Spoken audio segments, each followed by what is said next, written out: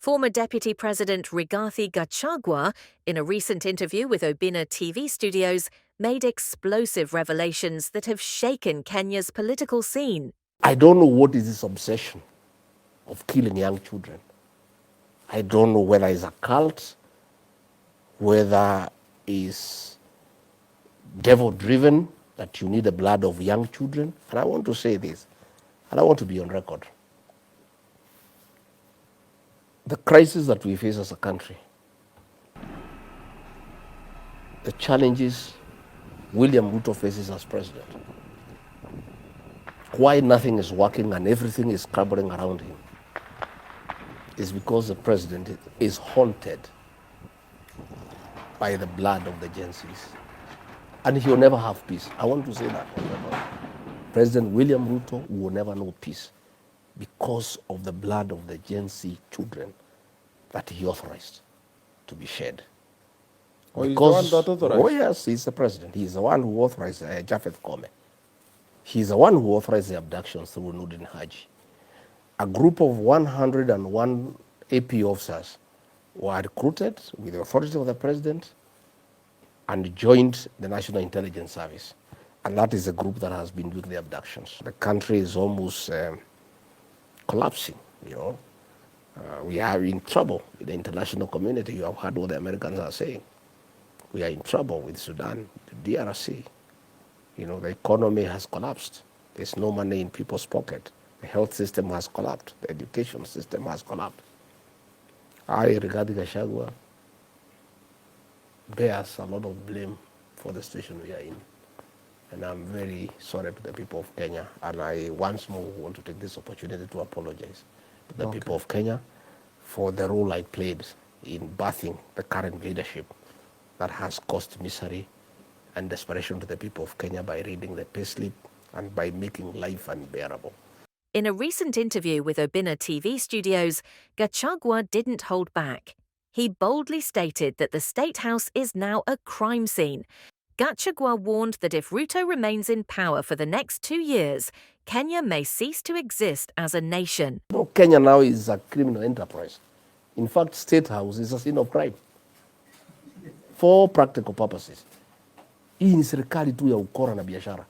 And I can tell you, in another 2 years, if things go the way they are going, there will be no country. William Ruto has lied so much that he believes in his own lies. You know, sometimes I even wonder whether his real name is William Ruto. Sometimes I have now doubt. Is he really William Ruto? Because, you know, these lies are just too much.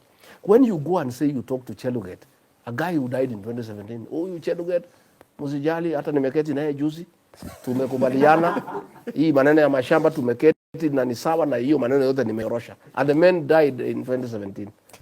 You know, I can't believe it. If this government is so bad, why were you working so hard not to get impeached from the government that you are speaking harshly against? Well, because I had not been employed by the government or by William Ruto or by members of parliament. But you knew that you were only allowed to do a few things. I was employed by the people of Kenya through a vote.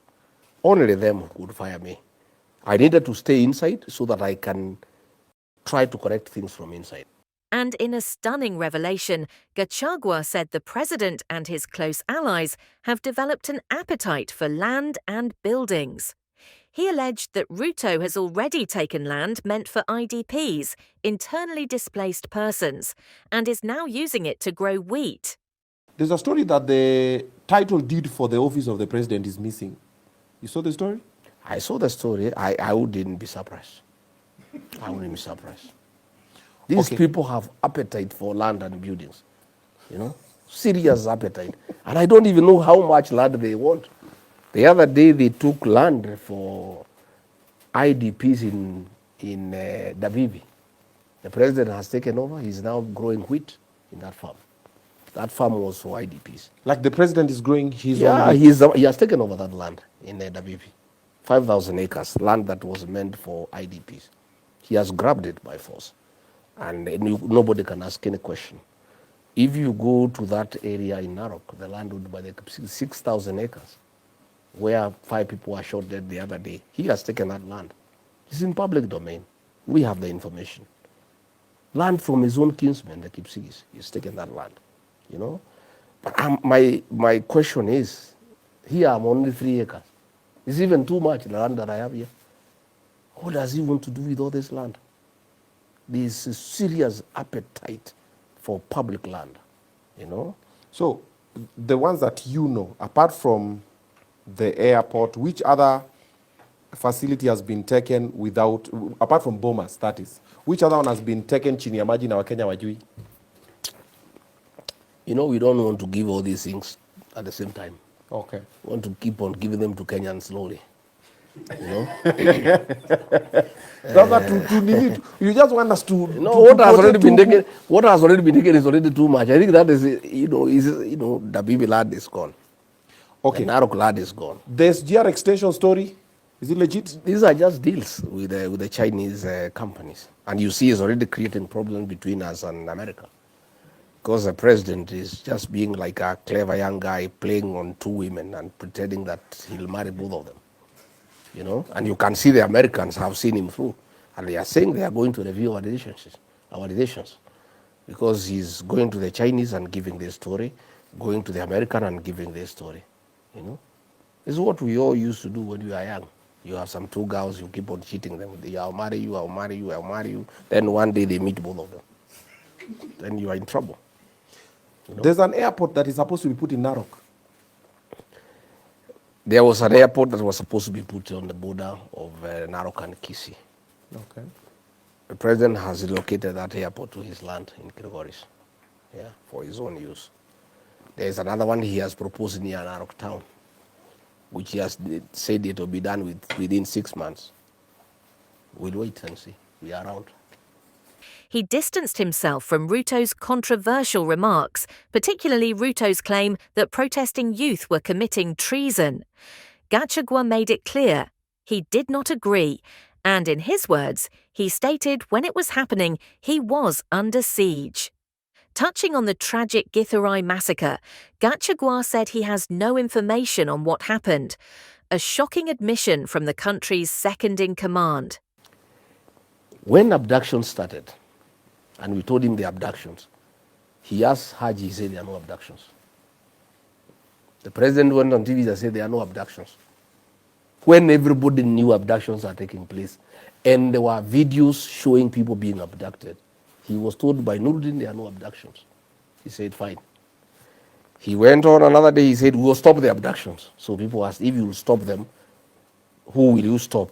It means you know they were going on. The other day, there was a president of a certain country that came, I think last week.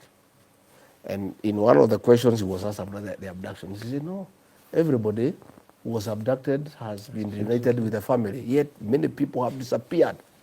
This president is clueless. He's so embarrassing to the country because he is here. He's the president of the country. He's supposed to be so authoritative, yet he is lying to the people of Kenya in broad daylight. And he said that all these people have been reunited with their families, yet there are so many people who are missing. There are so many others who are dead. So these ones who are dead, and I was asking, probably the dead ones, he has revived them and he related them with the families. And probably he has that capacity because the other day in Narok, he said he has talked to somebody who died in 2017. So probably in the same way he talked to the guy who died in 2017, probably he has had a conversation with the Gen Zs who are killed. He has revived them and he rated them.